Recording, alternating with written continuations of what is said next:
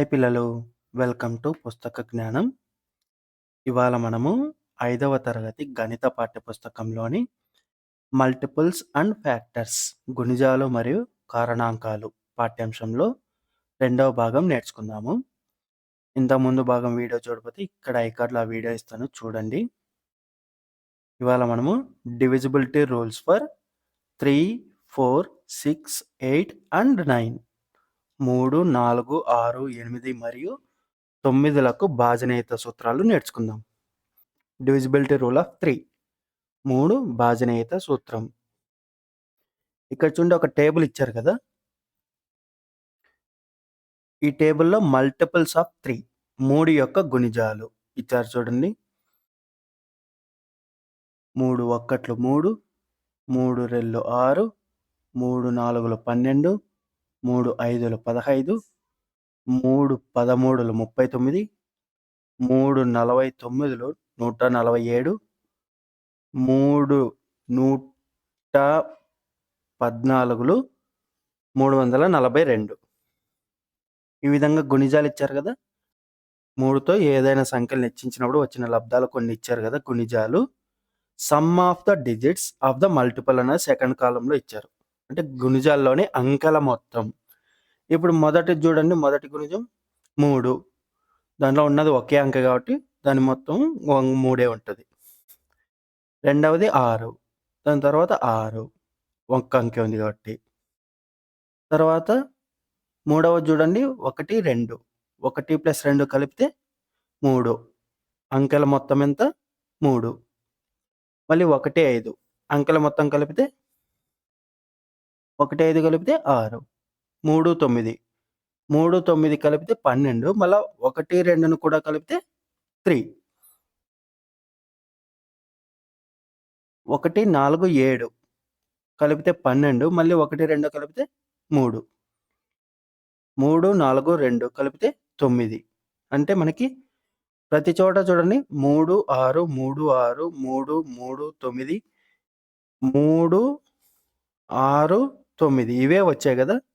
మీరు 3 యొక్క గుణిజాలు ఏవైనా చూడండి.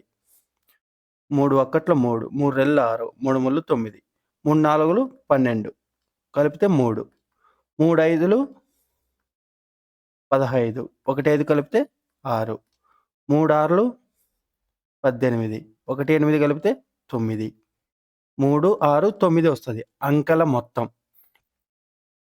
3 యొక్క గుణిజాల్లో అంకెల మొత్తము 3 6 9 వస్తుంది కదా. అలాగే ఇంకొన్ని చూద్దామా.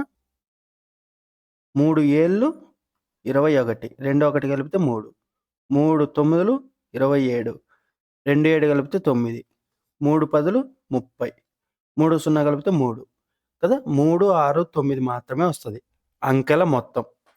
3 యొక్క గుణిజాల్లో అంకెల మొత్తము 3 6 9. గుణిజం అంటే ఖచ్చితంగా 3 చేత భాగించబడుతుంది అనేది మనకి తెలుసు. ఎందుకంటే అది 3తో వేరొక సంఖ్యను గుణకారం చేస్తే వచ్చింది కాబట్టి దాన్ని 3 యొక్క గుణిజము అంటాం కదా. అంటే మనము 3తో దాన్ని నిశ్శేషంగా భాగించవచ్చు కదా. డిజిటల్ రూట్, అంకమూలము. The digital root of the number is a single digit that results from the continuous summation of the digits of the number. ఒక సంఖ్యలోని అంకెల మొత్తాన్ని ఒక సంఖ్య వచ్చే వరకు కూడగా వచ్చిన మొత్తాన్ని ఆ సంఖ్య యొక్క అంకమూలము అంటాం. అంకమూలం అంటే ఏ సంఖ్య తీసుకున్నా సరే 1 2 3, 1 2 3 ఈ 3 అంకెల్ని కలిపితే వచ్చేది ఎంత? 6. దీనికి ఇది అంకమూలము అవుతుంది. 6 అన్నది అంకమూలం. ఇంకా 5 4 9 దీనిలను కలిపితే 9 9 18 అవుతుంది. మళ్ళీ 1 8 కలపాలి ఒక అంకె వచ్చే వరకు. ఇప్పుడు 9 ఒక అంకె వచ్చింది కదా. ఇది 549కి 9 అంకమూలము. అంకమూలం అంటే ఆ సంఖ్యలోని అంకెల మొత్తం ఒక అంకె వచ్చే వరకు కూడాలి, దాన్ని అంకమూలము అంటాం. ఇప్పుడు 3 యొక్క మల్టిపుల్స్, 3 యొక్క గుణిజాల్లో ప్రతి చోట అంకమూలము 3 కానీ 6 కానీ 9 కానీ ఉంది కదా. ప్రతి చోట ఏ సంఖ్యకైనా సరే అంకమూలము 3 గాని, 6 గాని, 9 గాని వస్తుంది కదా! Observe the digital root in the above table. Digital root అంకమూలము గమనించండి. What did you observe? మీరు అబ్జర్వ్ చేసిందేంటి? వస్తున్నవన్నీ కూడా 3 కానీ, 6 కానీ, 9 కానీ ఉన్నాయి. The digital roots of any multiples of 3 are 3, 6, 9. 3 గుణిజాల యొక్క అంకమూలాలు 3, 6, 9 మాత్రమే అవుతున్నాయి. If the digital root of the numbers is 3, 6 or 9, then the numbers are divisible by 3. అంటే మనము 3 యొక్క భాజనీయత సూత్రం ఏమని చెప్పచ్చు? ఏ సంఖ్య అయినా సరే ఒక సంఖ్య యొక్క అంకమూలము అంటే ఆ సంఖ్యలోని అంకెల మొత్తము 3 లేదా 6 లేదా 9 అయితే ఆ సంఖ్య 3చే నిశ్శేషంగా భాగించబడుతుంది. మనము ఏ సంఖ్యకైనా సరే అంకమూలం కనుక్కొని అది 3 కానీ, 6 కానీ, 9 కానీ అయితే ఆ సంఖ్య 3 చేత నిశ్శేషంగా భాగించబడుతుంది అని చెప్పచ్చు. ఇది 3 యొక్క భాజనీయత సూత్రం. ఒకసారి ఇవి కరెక్టా కాదో చూద్దామా? ఈ భాజనీయత సూత్రము. ఇక్కడ 2 ఉదాహరణలు ఇచ్చారు చూడండి. Does 345 is divisible by 3 or not? 345ను 3చే నిశ్శేషంగా భాగించగలమా లేదా? ఇప్పుడు 345 కదా! 3, 4, 5. 3, 4, 7. 7, 5, 12. మళ్ళీ 1, 2 కలిపితే వచ్చేది 3. అంటే 345కి అంకమూలం ఎంత? 3. ఇది 3 వచ్చింది కాబట్టి 3 చేత నిశ్శేషంగా భాగించబడుతుంది కదా! ఒకసారి అది చెక్ చేసి చూడండి ఇక్కడ. ఇక్కడ వాళ్ళు భాగాహారం ఇచ్చారు. మీరు కూడా చేసి చూడండి. 3తో 345ను భాగాహారం చేస్తే శేషం 0 వచ్చింది కదా!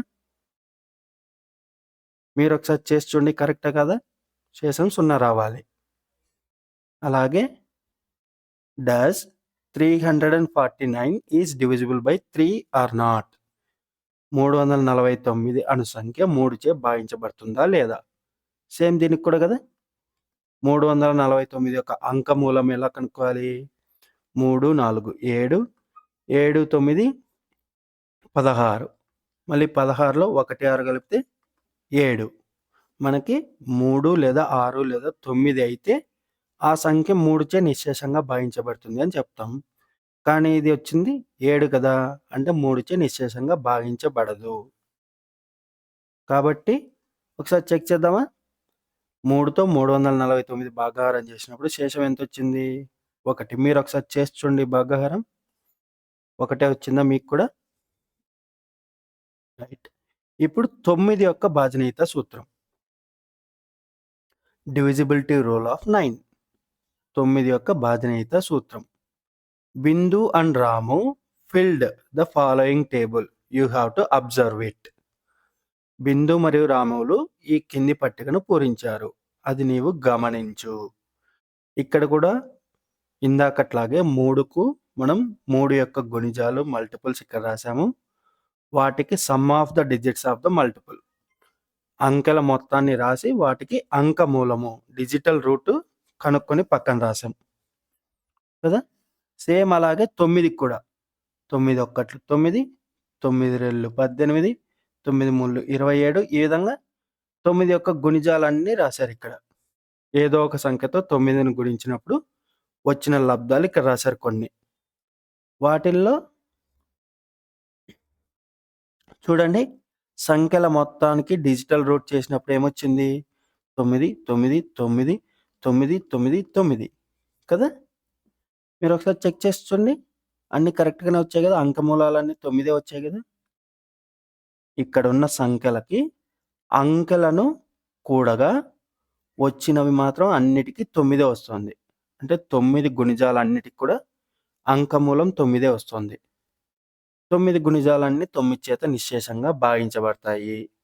కాబట్టి మనం ఏమని చెప్పచ్చు? డివిజిబిలిటీ రూల్ ఆఫ్ 9 అంటే 9 యొక్క భాజనీయత సూత్రము. If the digital root of the number is 9, then the number is exactly divisible by 9.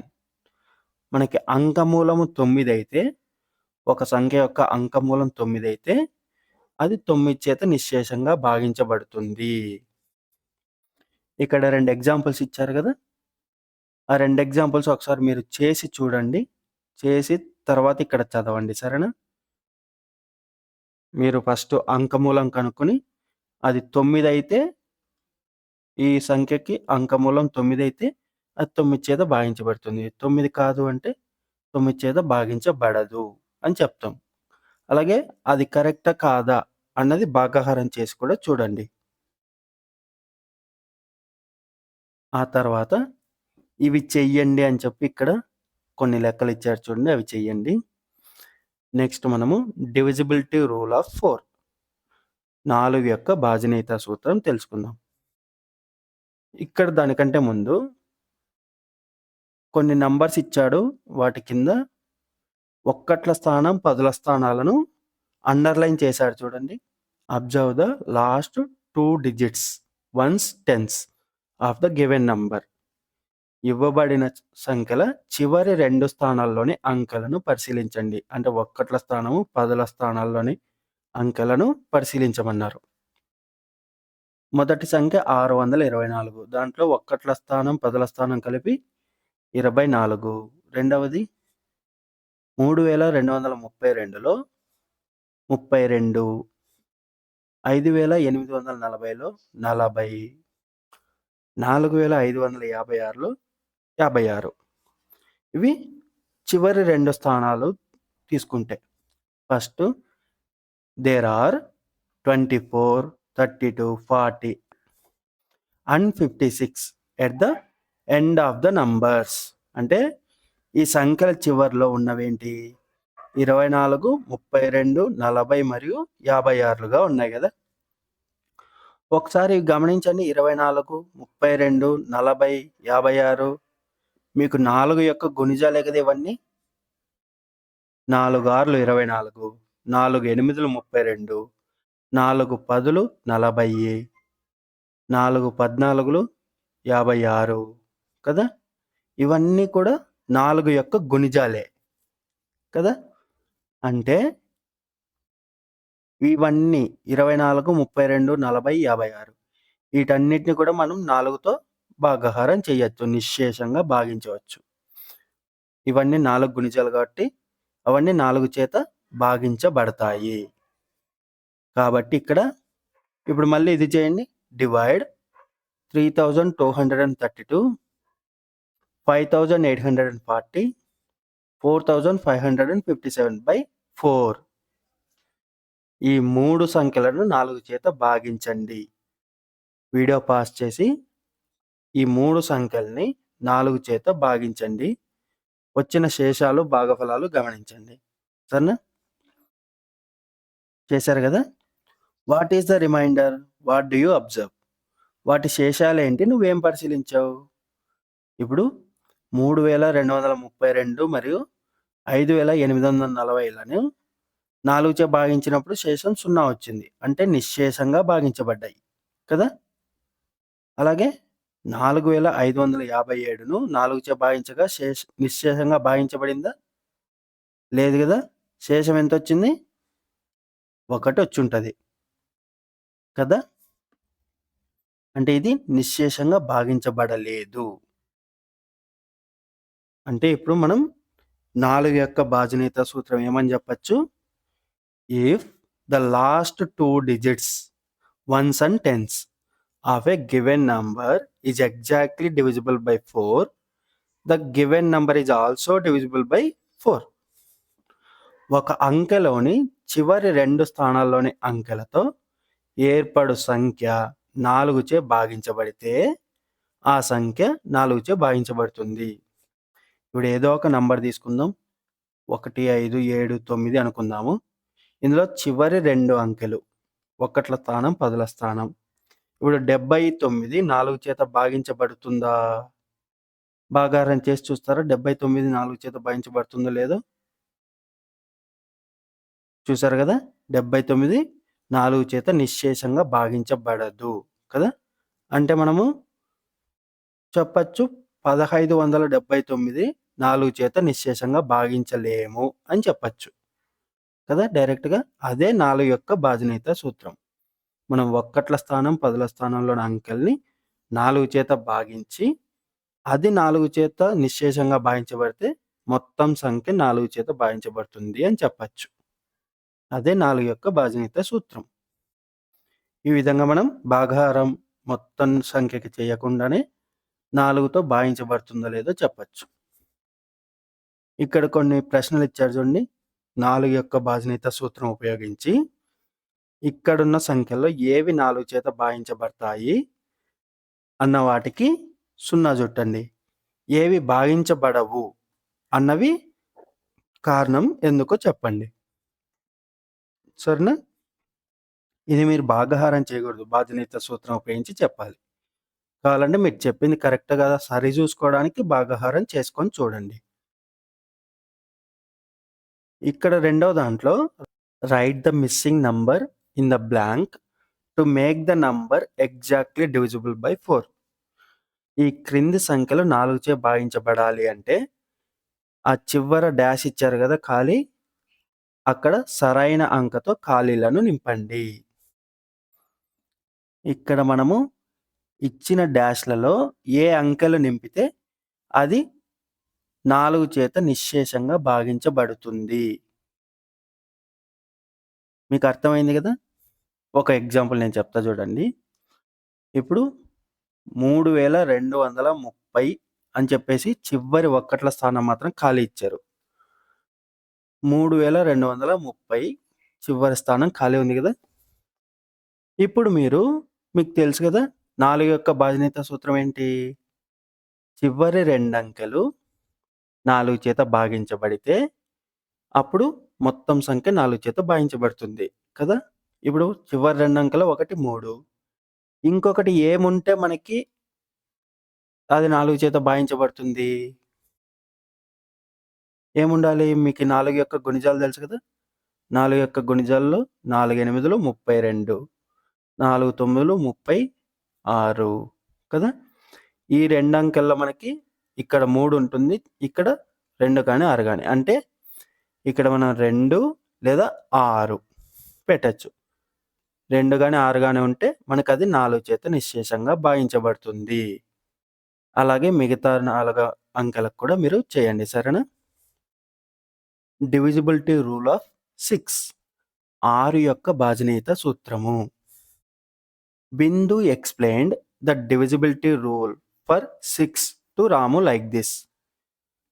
బిందు 6 యొక్క భాజనీయత సూత్రాన్ని రాముకు ఇలా వివరించింది. ఎలా వివరించిందో చూద్దామా? Right the multiples of 2. 2 యొక్క గుణిజాలన్నీ రాయమనింది. 2, 4, 6, 8, 10, 12, 14, 16, 18, 20, 22, 24. Right the multiples of 3. అలాగే 3 యొక్క గుణిజాలు 3, 6, 9, 12, 15, 18, 21, 24, 27 ఇలా రాసుకుంటూ వెళ్తున్నాం. మళ్ళీ రైట్ ద మల్టిపుల్స్ ఆఫ్ 6. 6 యొక్క గుణిజాలు 6, 12, 18, 24, 30, 36 ఈ విధంగా ఉంటాయి. ఇక్కడ మీరు ఏం గమనించారు చూడండి. మీరు బాగా గమనిస్తే 6 యొక్క గుణిజాలు 2 యొక్క గుణిజాల్లోనూ 3 యొక్క గుణిజాల్లోనూ ఉన్నాయి. చూడండి 6 ఉంది కదా! 2 యొక్క గుణిజాల్లో 2 ముళ్ళు 6, 3 యొక్క గుణిజాల్లో 3 రెళ్ళు 6. అలాగే 12, 2 6లు 12, 3 4లు 12. అలాగే 18, 2 9లు 18, 3 6లు 18, 24 కూడా 2 12లు 24, 3 8లు 24. అలాగే 30 కూడా వస్తుంది. 2 15లు 30, ఇక్కడెక్కడో 2 15లు 30, అలాగే 3 10లు 30. 36 కూడా వస్తుంది. 2 18లు 36, 3 12లు 36 కదా! ఈ విధంగా మనకి 6 యొక్క గుణిజాలన్నీ కూడా 2 యొక్క గుణిజాల్లోనూ 3 యొక్క గుణిజాల్లోనూ ఉంటాయి. అంటే మనం ఏం అర్థం చేసుకోవచ్చు? All the multiples of 6 are multiples of 2 and 3. 6 యొక్క గుణిజాలన్నీ 2, 3ల గుణిజాలే. మీకు ఆల్రెడీ 2, 3ల యొక్క భాజనీయత సూత్రాలు తెలుసు. 2 యొక్క భాజనీయత సూత్రం ఏంటి? ఒక్కట్ల స్థానంలో ఉన్న అంకె 0 గాని, 2 కానీ, 4 కానీ, 6 కానీ, 8 కానీ ఉండాలి. అది 2 యొక్క భాజనీయత సూత్రం. అలాగే 3 యొక్క భాజనీయత సూత్రం ఏంటి? మనకి సంఖ్య యొక్క అంకమూలము అంటే అంకెల మొత్తము ఒక్క అంకె వచ్చే వరకు చేస్తే అది 3 కానీ, 6 కానీ, 9 కానీ అయ్యుండాలి. అప్పుడు మనము 3 చేత అది భాగించబడుతుందని చెప్తాం. ఇప్పుడు 6 యొక్క భాజనీయత సూత్రం అంటే సింపుల్‌గా అది 2తోనూ భాగించబడాలి. అంటే 2 యొక్క భాజనీయత సూత్రము దానికి వర్తించాలి. అలాగే 3తోనూ భాగించబడాలి. 3 యొక్క భాజనీయత సూత్రం కూడా దానికి వర్తించాలి. ఎందుకంటే 2 ముళ్ళు 6 గదా! అంటే 6 యొక్క గుణిజాలన్నీ 2కి, 3కి గుణిజాలుగా ఉంటాయి. ఇక్కడ ఒక ఉదాహరణ కూడా ఇచ్చారు చూడండి. చదవండి. చదివి దాన్ని చేయండి. సరేనా? సో, 6 యొక్క భాజనీయత సూత్రం ఏంటి? The numbers which are divisible by 2 and 3. ఏ సంఖ్యలైతే 2 అండ్ 3 ఈ రెండిటి చేత భాగించబడే సంఖ్యలన్నీ 6 చే నిశ్శేషంగా భాగించబడతాయి. అంటే 6 యొక్క భాజనీయత సూత్రం ఏంటి? 2 చేతను, 3 చేతను రెండిటి చేత భాగించబడే సంఖ్యలై ఉండాలి. కదా! అంటే 2 యొక్క భాజనీయత సూత్రము, 3 యొక్క భాజనీయత సూత్రం 2 మనము దాని మీద అప్లై చేయాలి. ఇక్కడ కొన్ని ప్రశ్నలు ఇచ్చాడు చూడండి. అవి చెయ్యండి. రెండవ ప్రశ్నలో మీకిచ్చిన సంఖ్యలు అవి 6 చేత భాగించబడేలా చెయ్యాలి అంటే అందులో ఉన్న అంకెల స్థానాలను సరిచేయాలి. వీటిలో ఉన్న అంకెల స్థానాలు అటు ఇటు తారుమారు చేస్తే అది 6 చేత భాగించబడుతుంది. మీకు భాజనీయత సూత్రాలు తెలుసు కాబట్టి ఇది మీరు ఈజీగానే చేయగలరు. సరేనా? అలాగే మళ్ళీ 8 యొక్క భాజనీయత సూత్రం డివిజిబిలిటీ రూల్ ఆఫ్ 8. బిందు అంటోంది as 8 is the multiples of 4 is the divisibility rule for 4 also applicable for 8 either right are wrong. 8 అనేది 4 యొక్క గుణిజం. అంతే కదా! 4 రెళ్ళు 8. కాబట్టి 4 యొక్క గుణిజం 8 అవుతుంది. కావున 4 భాజనీయత సూత్రం 8కి వర్తిస్తుంది. ఇది నిజమా కాదా? 4 యొక్క భాజనీయత సూత్రం ఏంటి? చివరి 2 అంకెలు. ఈ చివరి 2 అంకెలు 4 చేత భాగించబడితే అది మొత్తం సంఖ్య కూడా 4 చేత భాగించబడుతుంది కదా! అంటే 8కి కూడా అలాగే వర్తిస్తుందా? I will check whether the divisibility rule of 4 is applicable for 8 or not.